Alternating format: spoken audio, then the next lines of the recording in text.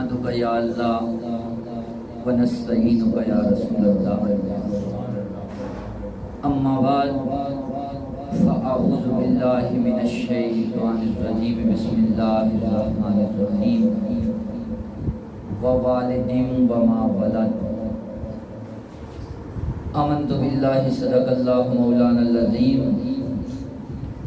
ان اللہ وملائکتہ یصلون علی النبی یا ایہا الذین آمنوا صلوا علیہ وسلموا تسلیما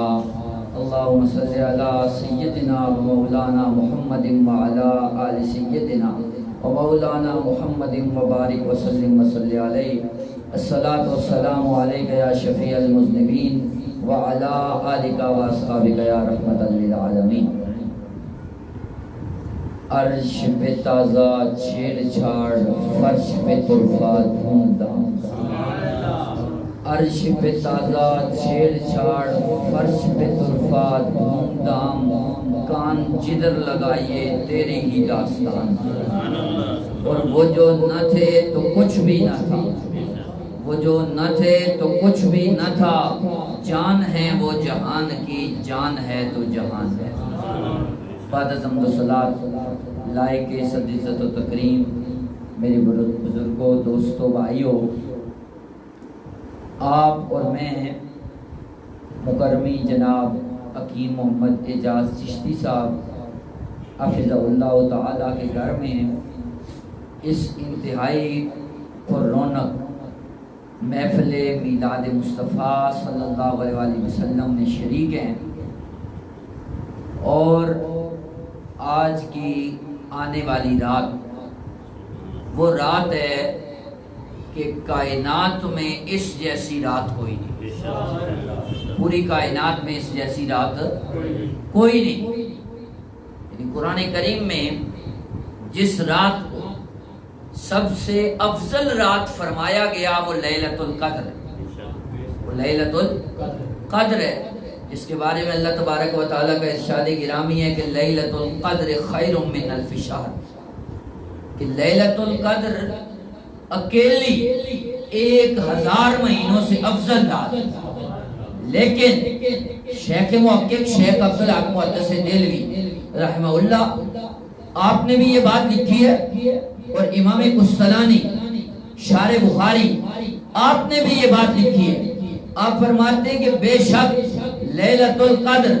سب راتوں سے افضل اور اعلیٰ ہے، لیکن وہ رات جس رات میں تاجدار کائنات دنیا میں تشریف لائے وہ لیلۃ القدر سے بھی افضل ہے۔ اسی لیے آپ دیکھیں نا، اللہ تعالیٰ نے اس رات کی قسم بھی اٹھائی، اس رات کی قسم بھی اٹھائی۔ یعنی رب تو یہ دیکھتا ہے کہ کس چیز کو میرے یار سے نسبت ہے۔ اگر تاجدار کائنات مکہ میں چلتے ہیں تو رب قسم اٹھاتا ہے کہ لا اقسم بہذا البلد، فرمایا پیارے حبیب ہم شہر مکہ کی قسم اٹھاتے ہیں، بارے الہ کیوں؟ اس میں تیرا گھر ہے، اس میں حرم ہے، اس میں حجر اسود ہے، اس میں مینا ہے، مزدلفہ ہے، مقام عرفات ہے۔ رب فرماتا ہے نہیں، ان ساری جگہوں کی مقامات، فضائل، کمالات اپنی جگہ پہ،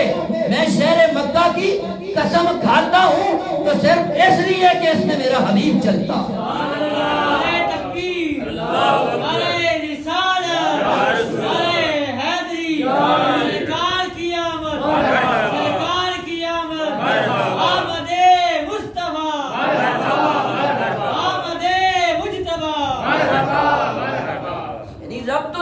دیکھتا ہے اللہ تعالیٰ نے یہ جو ارشاد فرمایا نا کہ واللیل اذا سجا،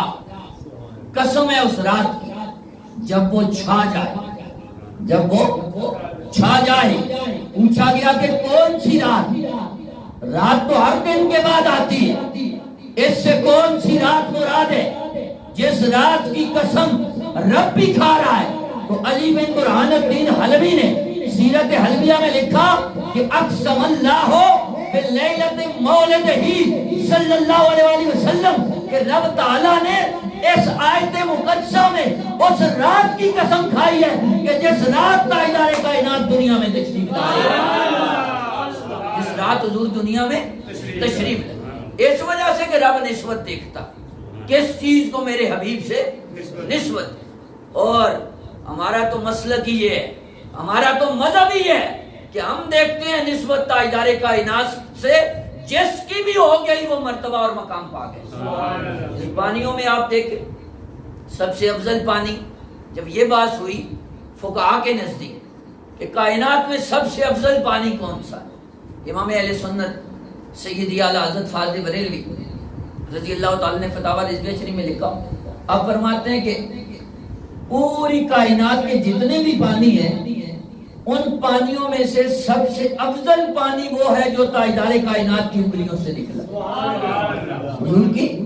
انگلیوں سے. جب غزوہ تبوک پہ جاتے ہوئے راستے میں پڑاؤ ڈالا صحابہ نے تو پانی ختم ہو گیا. صحابہ بارگاہ مصطفیٰ میں حاضر ہوئے, عرض کی یا رسول اللہ پانی نہیں ہے, پینے کے لیے بھی نہیں ہے, کھانا پکانے کے لیے بھی نہیں ہے, جانوروں کے بھی نہیں ہے, اور دیگر ضروریات کے لیے جو پانی چاہیے یا رسول اللہ پانی ختم ہو چکا, اور تلاش بسیار کے باوجود پانی نہیں مل رہا. حضور نے فرمایا دیکھو سب برتنوں سے اکٹھا کرو, جو پانی ملے لے آؤ. صحابہ فرماتے ہیں ہم نے سارے برتن اکٹھے کیے, جو تھوڑا تھوڑا پانی تھا وہ سارا ایک برتن میں ڈالا, اور تھوڑا سا پانی جمع ہوا ہم نے لا کے بارگاہ مصطفیٰ میں پیش کر دیا. حدیث مبارکہ کے یہ الفاظ ہیں کہ جو ہی پانی لایا گیا نا, حضور نبی کریم صلی اللہ علیہ وسلم نے اپنا دست مقدس اس کے اوپر رکھ دیا.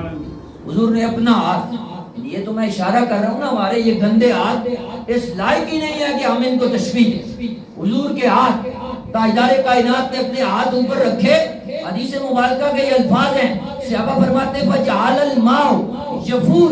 من بین اصابعہ کامثال العجون, کہ تاجدار کائنات کے اپنے ہاتھ اس برتن پہ رکھنے کی دیر تھی کہ تاجدار کائنات کی انگلیوں سے پانی کے چشمے جاری ہو گئے. صحابہ فرماتے ہیں ہم نے پانی پیا, ہم نے جانوروں کو پلایا, جو استعمال کرنا تھا وہ استعمال کیا, برتن بھر لیے, پانی ختم ہونے کا نام نہیں لیتا تھا. جابر سے کسی نے پوچھا جابر آپ کتنے بندے تھے کہ وہ جو پانی تم سب نے پیا بھی, جمع بھی کیا اور دیگر ضروریات بھی پوری کی, جانوروں کو بھی پلایا, بندے کتنے تھے؟ حضرت جابر کہتے ہیں بندے ہم 1400 تھے, بندے ہم 1400 تھے. لیکن حضرت جابر کہتے ہیں لو کننا میات الفین لکفانا, اگر ہم 1,00,000 بھی ہوتے تو پانی سب کو کفایت کر جاتا, اس لیے کہ تاجدار کائنات کی انگلیوں سے پانی کے چشمے جاری تھے. فاضل بریلوی بول اٹھے, آپ فرماتے ہیں انگلیاں ہیں فیض پر ٹوٹے ہیں پیاسے جھوم کر, انگلیاں ہیں فیض پر ٹوٹے ہیں پیاسے جھوم کر, ندیاں پنجاب رحمت کی ہیں جاری واہ واہ, قرض لیتی ہے گناہ پرہیزگاری واہ واہ, قرض لیتی ہے گناہ گاری واہ, قرض لیتی ہے پرہیزگاری واہ واہ, کیا ذوق افزا شفاعت ہے تمہاری واہ واہ. تو اعلیٰ حضرت فاضل بریلوی رضی اللہ تعالیٰ عنہ فرماتے ہیں کہ یہ جو پانی نا حضور کی انگلیوں سے نکلا, یہ سب سے وجہ فرماتے ہیں اس لیے کہ کائنات کے جتنے بھی پانی ہیں ان پانیوں میں سے سب سے افضل پانی وہ آب زمزم شریف, وہ آب زمزم. اب آب زمزم حوض کوثر سے بھی افضل,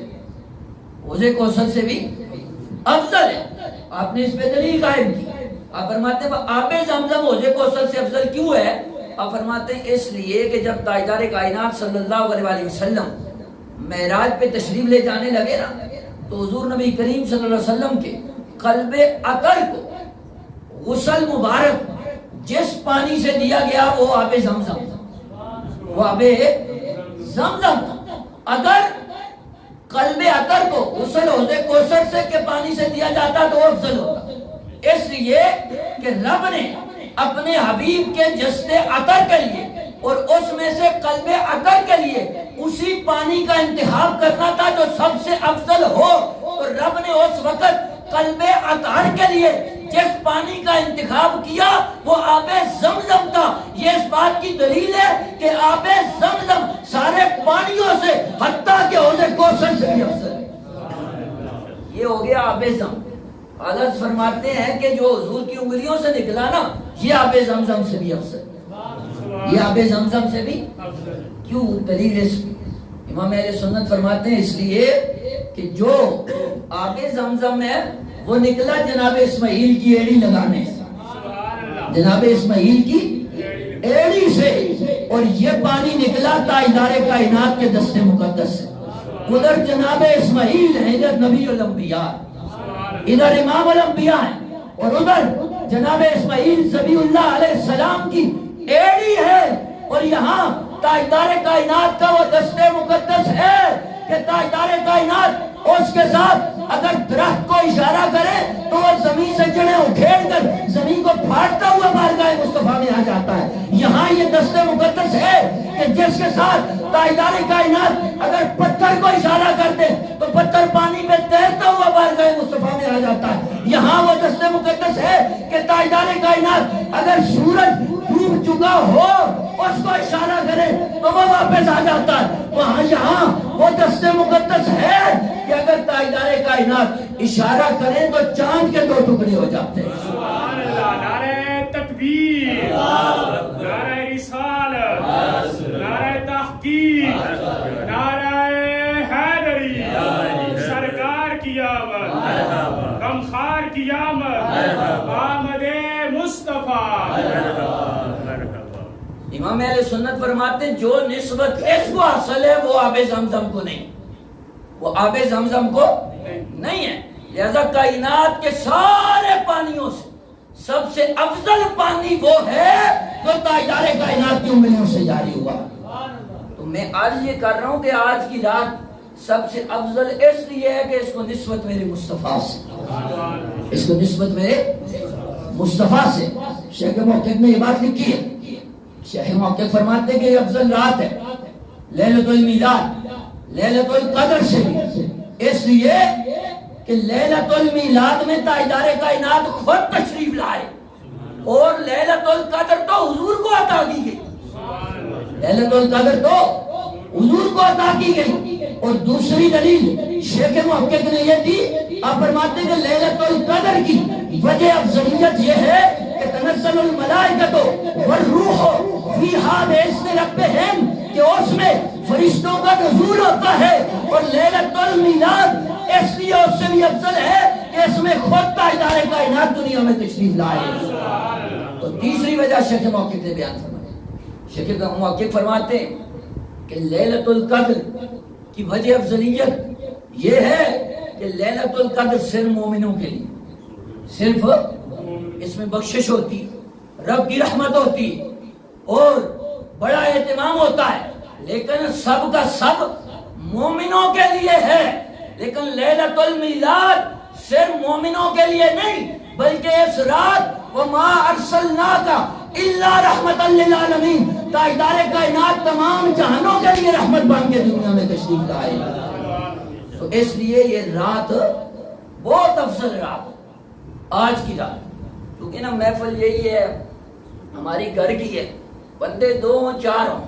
دکھانا ہم نے کسی کو نہیں ہے، ہم نے بارگاہ مصطفیٰ میں اپنی حاضری لگوانی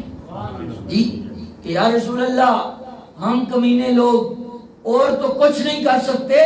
کم از کم آپ کا ذکر کر سکتے جی، اس لیے کہ حضور کی عظمت بھی نہ کوئی بندہ کہے وہ میں بیان کر لوں، حضور کی عظمت کوئی نہیں بیان کر سکے، کسی کے بس کا یہ روگ ہی نہیں ہے۔ حضور کی معیت جس ہستی کو سب سے زیادہ حاصل رہی ہے وہ حضرت ابوبکر صدیق ہے، وہ حضرت ابوبکر صدیق ہے جو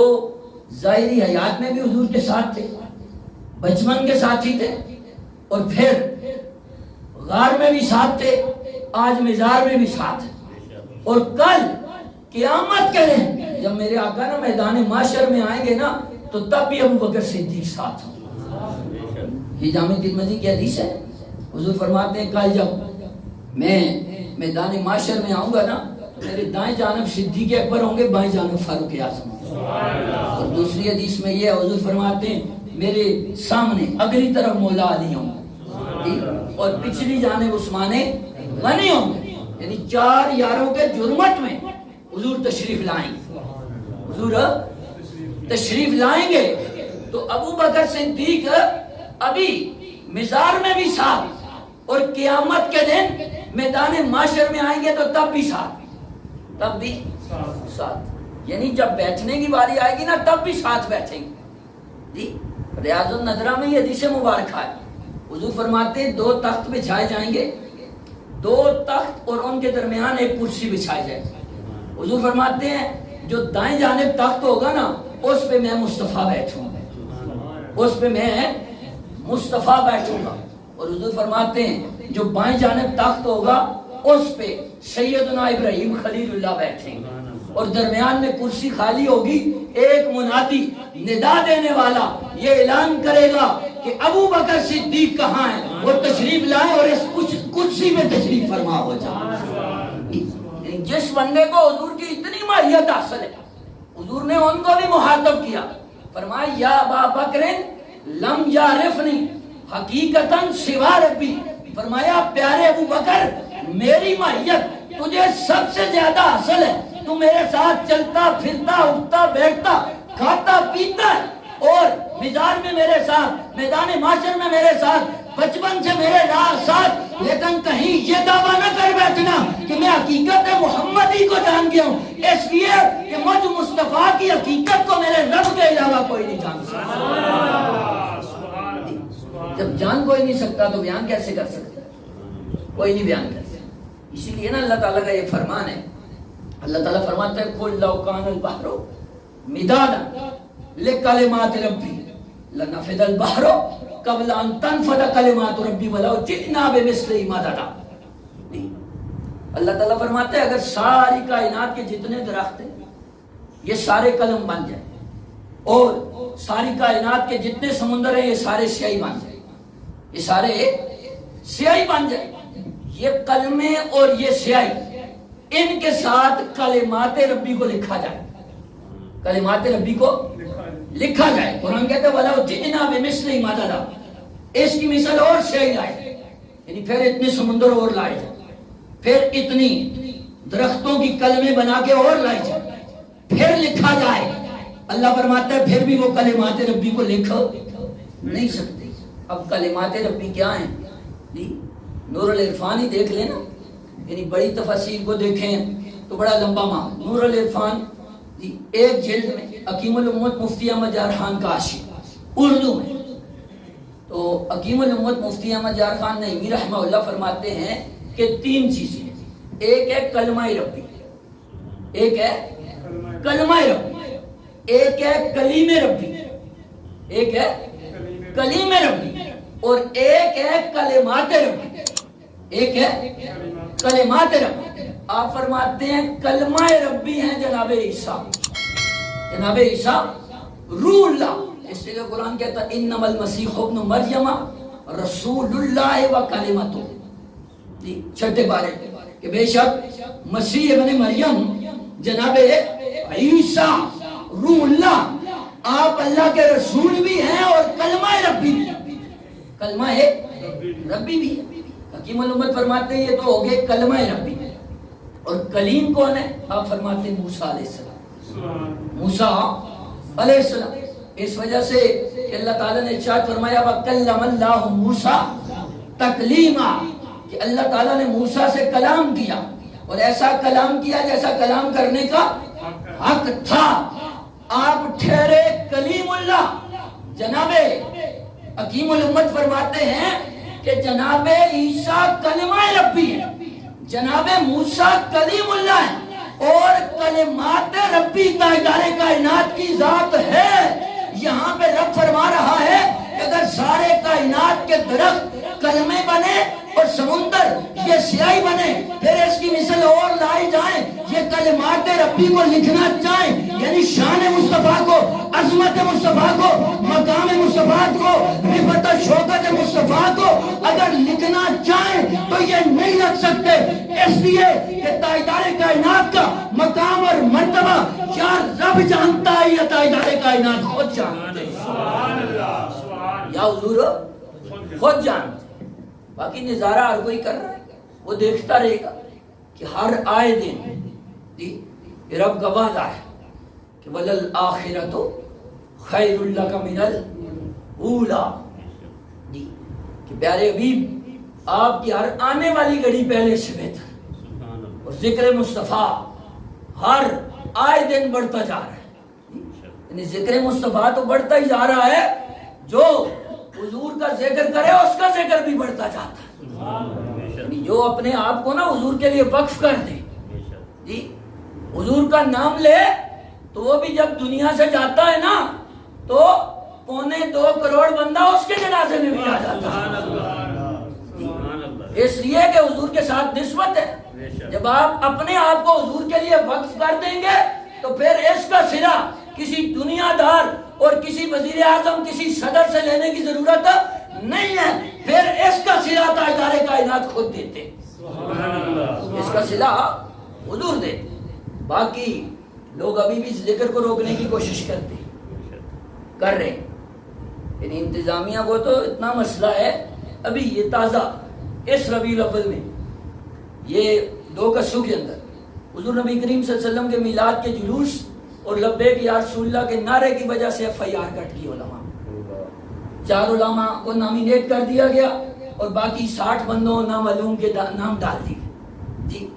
اور یہ لوگ کیا سمجھتے ہیں رک جائے گا؟ نہیں، یہ رکنے والا نہیں ہے۔ امام اہل سنت نے تو فرمایا کہ حشر تک ڈالیں گے ہم پیدائش مولا کی، حشر تک ڈالیں گے ہم پیدائش مولا کی دھوم، مثل فارس نجد کے قلعے گراتے جائیں گے اور خاک ہو جائیں عتب جل کر، مگر ہم تو رضا دم میں جب تک دم ہے ذکر ان کا سناتے جائیں۔ حضور کا ذکر مٹنے والا نہیں، یعنی میں نے آپ کو پہلے بتایا نا حضور 4 یاروں کے جرمٹ پہ تشریف لائیں گے تو وہاں بھی یہی ہو، محفل میلاد ہوگی، حضور کی عظمت رفعت اور شوکت دکھائی جائے، اور کائنات بنی ہے تو حضور کی عظمت اور شان دکھانے کے لیے، جی میدان محشر بپا ہوگا تو حضور کی عظمت اور شان دکھانے کے لیے، اور یہ کوئی مقررانہ جملہ بھی نہیں کہ حدیث قدسی ہے، اللہ تعالیٰ نے جناب آدم کو فرمایا تھا کہ لولاک لما خلقتک، فرمایا پیارے آدم اگر میں نے محمد کو پیدا نہ کرنا ہوتا تو میں تجھے بھی پیدا نہ کرتا۔ دوسری حدیث ہے لولاک لما خلقت الدنیا، تیسری ہے لولاک لما خلقت السماء، چوتھی ہے لولاک لما خلقت الارضین، اور 5ویں حدیث میں تو رب تعالیٰ نے فرمایا لولاک لما اظہرت الربوبیہ، فرمایا زمینیں تو زمینیں رہی، آسمان تو آسمان رہے، دنیا تو دنیا رہی، اے آدم آپ تو آپ رہے، فرمایا اگر میں نے محمد کو پیدا نہ کرنا ہوتا تو میں رب اپنی ربوبیت کا اظہار بھی نہ فرماتا۔ کائنات تو بنی حضور کے لیے، رب نے اپنی ربوبیت کا اظہار حضور کے لیے، اور قیامت کا دن امام اہل سنت نے فرمایا نا فقط اتنا سبب ہے انعقاد بزم محشر، فقط اتنا سبب ہے انعقاد بزم محشر کا کہ ان کی شان محبوبی دکھائی جانے والی، لوگوں کو دکھایا جائے گا کہ حضور کی عظمت کیا، حضور کی شان کیا ہے، بس اس لیے میدان محشر بپا ہے، اور حضور آئیں گے۔ 4 یاروں کے جرمٹ میں نا حدیث مبارکہ میں یہ ہے کہ 70,000 فرشتے دائیں ہوں گے، 70,000 بائیں ہوں گے، 70,000 آگے ہوں گے، 70,000 پیچھے ہوں گے، جی ان نوریوں کے جرمٹ میں تاجدار کائنات جب گنبد خضرا سے اٹھیں گے، دائیں جانب صدیق اکبر، بائیں جانب فاروق اعظم، آگے کی جانب مولا علی، پیچھے کی جانب عثمان غنی، اس طرح حضور تشریف لائیں، جنت البقیع والے ساتھ ملیں گے، ادھر سے جنت المعلا والے پہنچیں گے، ادھر سے نجف اشرف شریف سے لوگ پہنچیں گے، کربلا معلا لوگ آتے جائیں گے، اتنے میں بغداد والے پہنچے، جی اور اتنے میں پتہ میدان معاشر میں گونج پڑ جائے گی، بریلی والے آگے، اور یہ گونج بڑی ہوگی کہ مصطفیٰ جان رحمت پہ لاکھوں سلام، شمع بزم ہدایت پہ لاکھوں سلام۔ فاضل بریلی فرماتے ہیں مجھ سے خدمت کے قدسی کہیں ہاں رضا، فرماتے ہیں جاؤں گا یہ اس طرح کہ لوگ اٹھیں گے اور پورے اہتمام کے ساتھ حضور پہ درود و سلام پڑھتے جائیں گے، اور اگر چپ کر جاؤں نا تو مجھ سے جو حضور کی بارگاہ کے خدمت گار فرشتے وہ کہیں گے احمد رضا سلام لکھا تو نے، پڑھا تو نے، ساری کائنات پڑھتی رہی، آج کیوں چپ ہے؟ انبیاء جمع ہیں، رب تعالی اپنی شان کے لائق اپنے مقام پر موجود ہے، مجمع لگا ہوا، آج پڑھ مصطفیٰ جان رحمت اللہ السلام شمع بسم ہدایت۔ تو یہ جب آئیں گے نا، پتا عارف کھڑی رومی کشمیر میاں محمد بخش صاحب آپ فرماتے ہیں موسیٰ خضر نکیم انہاں دے اگے پچڑ رائی۔ آپ فرماتے ہیں جناب موسیٰ کلیم اللہ اور جناب خضر علیہ السلام نبی ہے۔ ابھی تو دیکھیں نا محفل بڑی ہو، بندہ کوئی آ رہا ہو تو آگے سے بندوں کو اٹھایا جاتا ہے کہ بچ جاؤ جی پیر صاحب آ رہے، بچ جاؤ مولوی صاحب آ رہے جی۔ وہاں میدان معاشر میں وہ ساری کائنات جمع مجمع لگا، اور عارف کھڑی رومی کشمیر فرماتے ہیں کہ جو اس ڈیوٹی پر مامور ہوں گے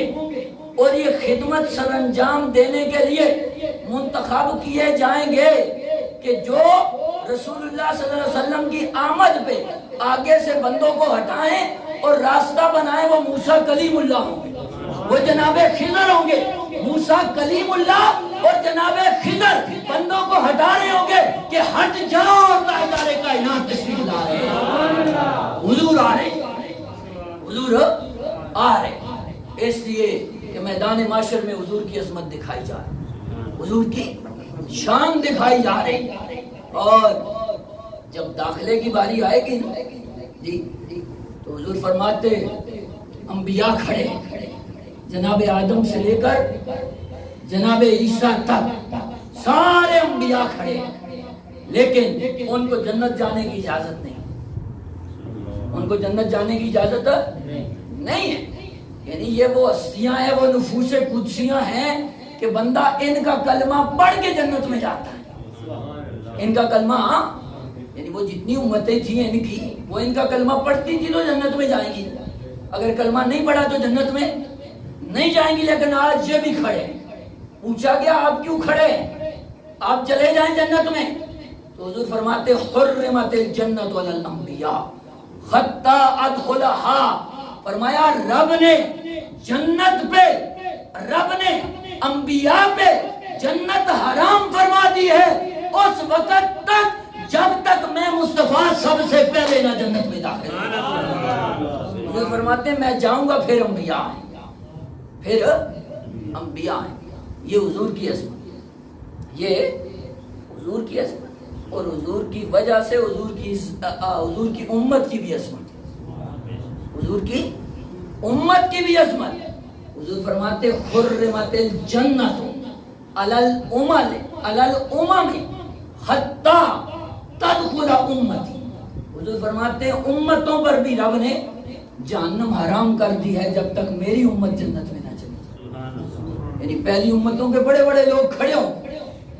وہ حضرت آصف بن برخیہ جیسا بندہ کھڑا ہے جس کی عظمت اور شان یہ ہے، قرآن کہتا ہے، یعنی یہ آپ کی جو کرامت ہے نا اللہ کے ولی کی، یہ حدیث میں بھی نہیں، حدیث میں ہو تب بھی ہمارے لیے حجت، اجماع بھی ہمارے لیے حجت، تو یہ حدیث بھی نہیں، اجماع بھی نہیں، بلکہ سب سے جو پکی ٹھکی دلیل ہے نا قرآن کریم، نص قطعی میں ان کی عظمت اور شان یہ بیان کی گئی ہے کہ جب اللہ کے نبی سلیمان علیہ السلام نے اپنی دربار میں یہ کہا نا کہ ملکہ بلقیس صرف 1 میل کے فاصلے پر، ملکہ بلقیس صرف 1 میل کے فاصلے پر ہے اور اس کا تخت 2500 میل کے فاصلے پر پڑا ہوا ہے، 2500 میل کے فاصلے پر پڑا ہوا ہے، مجھے ملکہ بلقیس کے یہاں پہنچنے سے پہلے وہ تخت چاہیے، وہ تخت چاہیے۔ قرآن کہتا ہے قال عفریت من الجن انا آتیک بہ قبل ان تقوم من مقامک، ایک سرکش جن اٹھا، وہ کہنے لگا اللہ کے نبی سلیمان اگر اجازت ہو تو میں یہ مجلس برخاست کرنے سے پہلے نا ملکہ بلقیس کا تخت لا کے آپ کے سامنے رکھ سکتا۔ اللہ کے نبی سلیمان علیہ السلام فرمائے نہیں، یہ تو بہت دیر ہو جائے گی، اس لیے کہ ملکہ بلقیس سے 1 میل کے فاصلے پر ہے، وہ پہنچ جائے گی، مجھے تخت سے پہلے چاہیے۔ قرآن کہتا ہے قال الذی عنده علم من الکتاب انا آتیک بہ قبل ان یرتد الیک طرفک، کہ ایک عالم ربانی اٹھا، سلیمان علیہ السلام کی امت کا عالم ولی تھا، اس نے عرض کی اے اللہ کے نبی سلیمان اگر اجازت ہو تو آنکھ جھپکنے کے دیر میں تخت لا کے آپ کے سامنے رکھ دیتا ہوں۔ آپ نے اجازت دی تو ایک لمحے میں آنکھ جھپکنے کی دیر میں 2500 میل کے فاصلے سے تخت اٹھایا اور لا کر سلیمان علیہ السلام کی نظروں کے سامنے رکھ دیا۔ تاصف بن برقیہ کی یہ شان ہے، لیکن وہ کھڑے ہوئے وہاں نہیں، ان سے پوچھے نا بھائی جنت میں آپ نہیں جا رہے، آپ کی تو بڑی عظمت اور شان ہے، آپ کی کرامت رب نے بیان کی، یعنی دیکھیں نا کسی ولی کی کرامت حدیث میں آ گئی، کسی ولی کی کرامت صحابہ نے بیان کر دی، تابعین نے، تبع تابعین، یا آج کل بیان ہوئی تو علماء کریں گے، مولوی کریں گے۔ بھائی حضرت آصف بن برقیہ کی کرامت تو وہ کرامت ہے کہ جو کرامت خود رب بیان کر رہا جی، تو ان سے پوچھا جائے بھائی آپ کی کرامتیں تو رب بیان فرماتا تھا، آپ جنت میں چلے جائیں، تو کہیں گے نہیں میں نہیں جا سکتا۔ آپ کیوں نہیں جا سکتے؟ وہ فرمائیں گے اس لیے کہ حضور نے فرمایا حرمت الجنت علی الامم حتی تدخل امتی، کہ جب تک میری امت سب سے پہلے جنت میں نہ چلی جائے باقی امتوں کے لیے جنت میں جانا رب نے حرام فرما دیا۔ یہ حضور کی وجہ سے، اس وجہ سے حضور کے نام پہ ڈرنا ویسے بھی نہیں چاہیے، مرنا تو ایک دن ویسے ہی ہے، مر جائیں گے، اور جب موت آ جائے گی نا تو اس کو کوئی بھی روک نہیں سکتا، اس کو کوئی بھی روک نہیں سکتا۔ اس لیے تو حضور کے نام پہ تو ڈرنا چاہیے، اور بندہ اگر نا صدقے دل سے حضور کا نام لیتا ہو تو بہت دلیر ہو جاتا ہے، وہ بہت دلیر ہو جاتا ہے۔ آپ دیکھتے ہیں پھر اس کا تذکرہ امریکہ میں بھی ہوتا ہے جی، امریکہ جو سپر پاور ہے وہ بھی اس بندے کے نام سے ڈرتا ہے، اس لیے کہ وہ حضور کا نام دل سے لیتا ہے۔ تو جب بندہ دل سے ذکر مصطفیٰ شروع کر دیتا ہے نا تو اس کے چرچے بھی پوری کائنات میں ہوتے ہیں۔ تو برحال میں یہ عرض کر رہا تھا کہ آج کی رات بڑی افضل رات اور بڑی شان رفت اور شوکت والی رات ہے، اس رات جیسی رات کوئی نہیں، اس کی نسبت حضور سے، اور ایسی بات بھی نہیں کہ ہم بیٹھے ہوئے ہیں جی، جس طرح آج کل پروپیگنڈا ہے کہ لوگوں کو ڈرایا گیا کہ محفل میلاد میں نہ جاؤ، اس میں یہ ہو جاتا ہے، اس میں وہ ہو جاتا ہے۔ آپ لوگ بھی آئے بیٹھے، آپ نے دیکھا ابھی تک کیا ہوا ہے؟ کچھ بھی نہیں ہوا، حضور کا ذکر ہوا، حضور کا ذکر ہوا، حضور کی عظمت کی بات ہوئی۔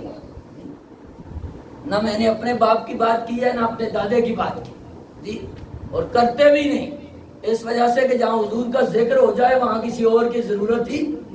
نہیں ہے۔ تو حضور کا ذکر ہو رہا ہے، یہی محفل میلاد ہوتی ہے، اور محفل میلاد وہی ہے۔ اللہ تعالیٰ حکیم صاحب کو عمر خضر عطا فرمائے اور ان کے گھر میں خیر و برکت فرمائے۔ ضروری نہیں ہوتا وہ محفل جو بڑی ہوتی ہے وہی محفل میلاد ہوتی ہے جی، بندے 3 بھی بیٹھ جائیں نا تو محفل میلاد ہو جاتی ہے۔ یہ حدیث مبارکہ میں مجموع الزوائد میں امام حسمی نے اس حدیث مبارکہ کو لکھا ہے، اور لکھنے کے بعد یہ بھی لکھا ہے کہ اسناد حسن،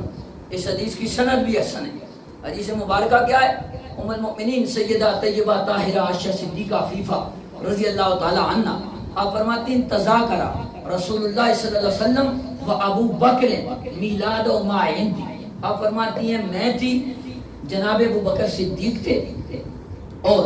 خود تاجدار کائنات، ہم 3 بندے تھے گھر میں، حضور نے اپنا میلاد بیان فرمایا، ہم نے سنا، آپ فرماتی ہیں جب حضور بیان کر چکے نا تو پھر ابو بکر صدیق بولے، آپ نے حضور کا میلاد بیان کیا، حضور نے خود سنا، حضور نے پہلے خود بیان کیا تاکہ لوگوں کو پتہ چل جائے کہ میرے میلاد کا تذکرہ کرنا خود مجھ مصطفیٰ کی سنت ہے. اور پھر حضور کو پتہ ہے کہ ہر ایک تو بیان کر نہیں سکتا، ہر کوئی یہ موقع میسر نہیں آتا. ابو بکر نے بیان کیا، حضور نے سنا تاکہ یہ ثابت ہو جائے کہ میلاد مصطفیٰ کا بیان سننا بھی تاجدار کائنات کی سنت ہے. حضور کی سنت، حضور نے سنا. اور جناب ابو بکر میلاد جس تڑلے سے کرتے تھے نا، بات کو ختم کر رہا ہوں میں، اس تڑلے سے آج کوئی نہیں کرتا. آج کوئی نہیں کرتا. یہ تو لوگوں کا جھوٹا پروپیگنڈا ہے کہ جی آپ کے دور میں 2 مرتبہ ربیع الاول آیا، 12 ربیع الاول آیا. دور خلافت میں تو میلاد نہیں کیا گیا، میلاد کیا گیا. اور جیسے ابو بکر صدیق کے دور میں کیا گیا ویسا کسی کے دور میں نہیں کیا. یہ شیخ عابد سندھی جو اپنے وقت کے مدینہ المنورہ کے علماء کے رئیس تھے، ان کی کتاب جو رسائل الخمس ہے اس کے صفحہ نمبر 275 میں وہ یہ بات نقل فرماتے ہیں وہ یوم مولد ہی صلی اللہ علیہ وآلہ وسلم ذبح ابو بکر صدیق رضی اللہ تعالی عنہ مئۃ ناقۃ وتصدق بها. وہ کہتے ہیں کہ حضور نبی کریم صلی اللہ علیہ وسلم کی ولادت و سعادت کا دن جب بھی آتا نا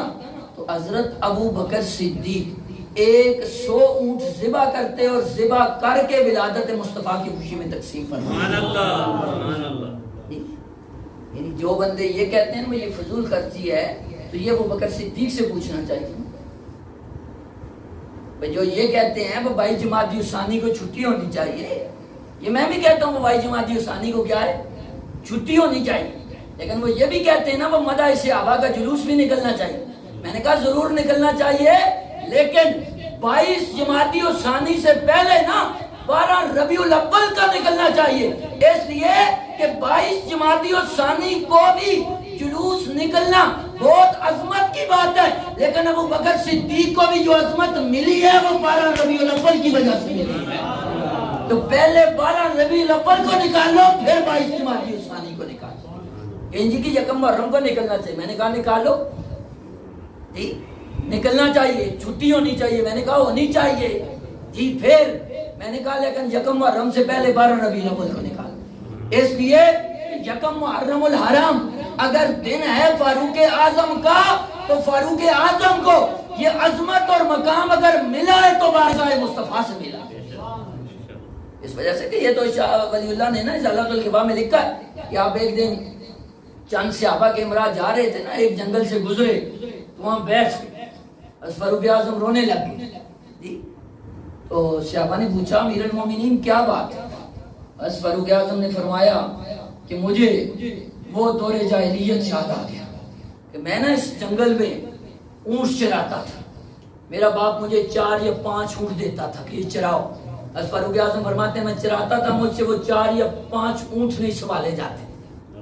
4 یا 5 اونٹ نہیں سنبھالے جاتے. اب فرماتے تھے میں ایک کو سنبھالتا دوسرا بھاگ جاتا. میرا باپ مجھے تانا دیتا کہ عمر تمہارا اتنا قد، تمہارا اتنا قد ہے اور تم سے یہ 5 اونٹ نہیں سنبھالے جاتے. اور فاروق اعظم فرماتے ایک وہ وقت تھا کہ مجھ سے 5 اونٹ نہیں سنبھالے جاتے، لیکن جب سے تاجدار کائنات کے دامن سے میں وابستہ ہو گیا ہوں، جہاں مدینہ طیبہ میں بیٹھ کر میں 22 لاکھ مربع میل سے میں حکومت اکیلے کر رہا ہوں. حضرت فاروق اعظم اگر درخت کے نیچے بیٹھے ہیں تو کیسر و کسرا آپ کا نام سن کے اپنے محلات کے اندر کانپ رہے ہیں. یہ وجاہت، یہ شوکت، یہ عظمت، یہ رفعت کس کی وجہ سے؟ تاجدار کائنات کی جی. تو اس لیے یکم محرم الحرام کو کر دو، لیکن پہلے 12 ربیع الاول کو جی. کہتے ہیں 18 ذی الحجہ کو بھی کرنا چاہیے، تو عثمان کا دن ہے، میں نے کرو 18 کو بھی کرو، کرنی چاہیے جی. اس وجہ سے کہ عثمان جیسا کون ہے؟ عثمان جیسا کون ہے؟ ارے عثمان تو وہ ہے کہ جس کے نکاح میں یکے بعد دیگرے تاجدار کائنات اپنی 2 شادیاں دیتی، اور یہ فرمایا اگر 40 ہوتی تو یکے بعد دیگرے عثمان کے نکاح میں دے دیتا. دوسری روایت میں اگر 100 ہوتی تو یکے بعد دیگر عثمان کے نکاح میں دے دیتا، لیکن میں یہ کہنا چاہتا ہوں کہ 18 ذی الحج کو کرنے سے بھی پہلے نا 22 ربیع الاول کو کرو، پہلے 12 ربیع الاول کو کرو، اس وجہ سے کہ عثمان کو جو عظمت ملی ہے وہ بارگاہ مصطفیٰ سے وہ حضور کی وجہ سے ملی ہے۔ تو جناب ابو بکر صدیق رضی اللہ تعالیٰ عنہ جیسا میلاد کرتے تھے ویسا کوئی بھی نہیں کرتے، تو لازمی نہیں کہ آپ ویسا ہی کریں، یعنی ہر بندہ اپنی استطاعت کے مطابق کرتا ہے، اور رب کی بارگاہ میں نا خلوص سیکھا جاتا، للہیت دیکھی جاتی، یعنی بندے چند ہو تو ہزاروں پہ غالب آ جاتے، دیکھا نہیں آپ نے بدر میں بندے 313 تھے، ہزاروں پہ وہ غالب آ گئے، اور صحابہ میں ایسے بھی تھے کہ جو اس درجے کا نہیں کر سکتے تھے لیکن پھر بھی میلاد کو چھوڑتے نہیں تھے۔ حضرت ابو ہریرہ رضی اللہ تعالیٰ عنہ کے متعلق یہ موجود ہے، وتصدق ابو ہریرہ رضی اللہ تعالیٰ عنہ فی ذالک بثلاثۃ اکراس من شعیر، کہ آپ ہر 12 ربیع الاول کو 3 جو کی روٹیاں پکاتے تھے اور وہی پکا کر حضور کی ولادت کی خوشی میں تقسیم کر دیتے تھے۔ حضور کا میلاد ہوتا ہے، تو اس لیے آپ جتنا کر سکتے ہیں۔ تو یہ بھی نا ہم بندے بیٹھے ہوئے ہیں جی، یہ بھی بہت ہے جی،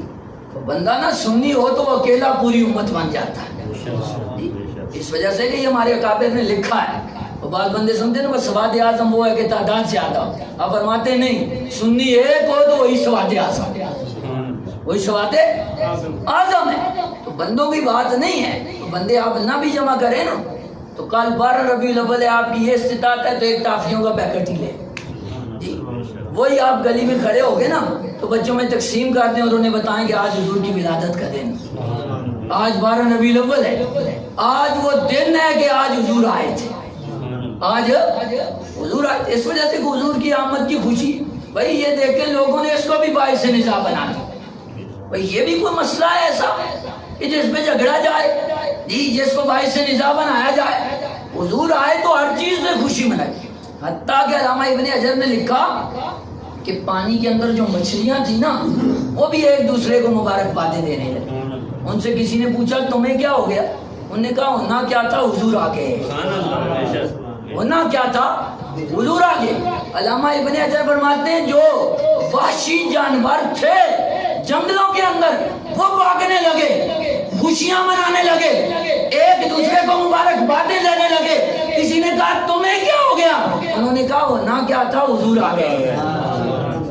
ہونا کیا تھا وہ آتش پردہ آتش کدہ ایران جو صدیوں سے چل رہا تھا، بندے مقرر تھے کہ آگ جلانی ہے، آگ جلتی رہے ہم اس کی پوجا کریں، جس رات حضور آئے نا اس رات آتش کدہ ایران بھی بجھ گئے جی۔ صبح انہوں نے آگے پوچھا وہ کیا تیل ختم ہو گیا، تیل ختم ہو گیا، ختم ہو جائے تو مہنگا کر دینا چاہیے نا جیسے لوگ کھا رہے ہیں جی، لیکن تو بتانے والوں نے بتایا نہیں مہنگا بھی نہیں ہوا، ختم بھی نہیں ہوا، کہنے لگے ہوا کیا، کہا ہوا کیا ہے رات کو حضور آ گئے، حضور آ گئے، یہ فرات نیچے کی طرف بہ رہی اور پانی بہتا ہی نیچے کی طرف، اوپر کی طرف بہتا ہی نہیں ہے، لیکن نا رب نے یہ عجائب دنیا کو دکھانے تھے کہ میں ساری کائنات کا نظام اور قانون اپنے حبیب کے لیے بدل سکتا ہوں، اپنے حبیب کے لیے بدل سکتا ہوں۔ تو جب حضور کی ولادت ہوئی نا صبح لوگوں نے اٹھ کے دیکھا تو فرات کا پانی اوپر کی طرف بہ رہا تھا، نجومیوں کا بلایا گیا کہ فرات کو کیا ہو گیا، انہوں نے کہا ہونا کیا تھا رات کو حضور آ گئے۔ تو اس وجہ سے جب حضور آ گئے تو ہر چیز نے خوشی منائی، ہمیں بڑھ چڑھ کے منانی چاہیے، اس وجہ سے کہ بات ختم کر رہا ہوں، جو حضور سے حضور کی آمد سے خوش ہوتا ہے حضور اس سے خوش ہوتا ہے، حضور اس سے خوش ہوتے۔ فتاوی رضویہ میں یہ روایت موجود ہے 15 نمبر جلد میں، اللہ کے ایک ولی کو حضور کی زیارت ہوئی، انہوں نے عرض کی یا رسول اللہ صلی اللہ علیہ وسلم، آقا یہ کچھ لوگ نا آپ کی آمد کی خوشی مناتے ہیں، تو آپ ان کے بارے میں کیا فرماتے ہیں؟ حضور نے فرمایا من فرح بنا فرحنا بہ، فرمایا جو ہماری خوشی کرتا ہے ہم اس سے خوش ہوتے ہیں، ہم اس سے خوش ہوتے ہیں۔ بلکہ علامہ عبدالوہاب شعرانی نے یہاں تک لکھا ہے طبقات میں، وہ فرماتے ہیں کہ جس محفل میں حضور کا ذکر کیا جائے اس محفل میں تاجدار کائنات بنفس نفیس خود تشریف فرما ہو جاتے ہیں۔ حضور کے ذکر کی بڑی عظمت اور شان ہے۔ اللہ تعالی ہم کو اسی عقیدے پہ زندہ رکھے اور اسی پہ موت عطا فرمائے۔ وآخر دعوانا ان الحمد للہ۔